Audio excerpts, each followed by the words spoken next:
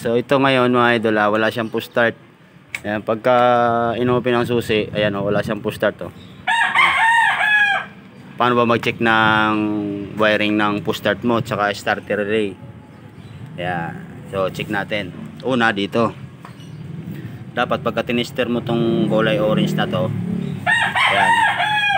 Dapat pagka tinister mo yan, may ilaw. Ayan, push start natin. So wala siyang umiilaw. Ibig sabihin may problema to, supply na to. Ayan. So ngayon, check natin. Kasi yung paano. Ayan. So check natin yung wire na dito kasi ito lang madalas sa problema sa NS160. Pagka ayaw mag-push start, iniisip natin agad starter relay. Starter relay, starter motor. So paano mo nalaman na hindi sirang starter motor? Ayan meron yan. Check natin Rekta nyo muna. Pag tumunog, ibig sabihin walang problema yung starter relay. Walang problema yung starter motor. Check natin. Meron yan. Ayan meron yan. Kumikidlap mahina lang yung battery.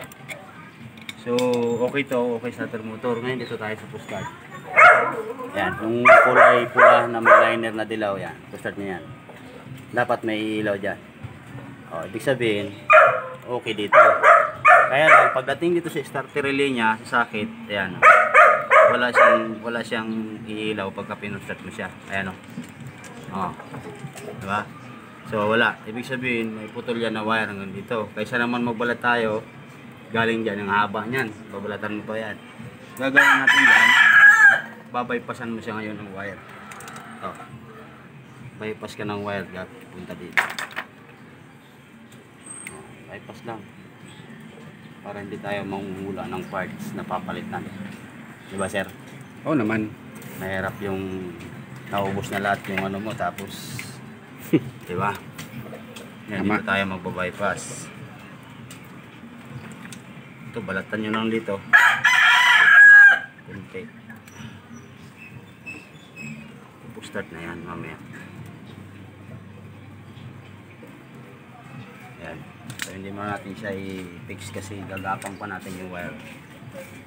Igano na natin muna, paandarin muna natin ito. Yan.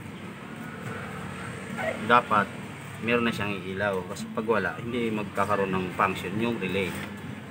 Ngayon lang discard dyan mga idol para hindi tayo magpapalit ng parts. Ayan, tester mo, meron na yan. May putol kasi na wire sa harness. Ayan tumutunog na nga kaya lang mahina yung relay nya. Ayos na yan, under na yan. Okay, so mamaya na lang ulit mga idol. Yan, ayusin natin ito, dikita natin.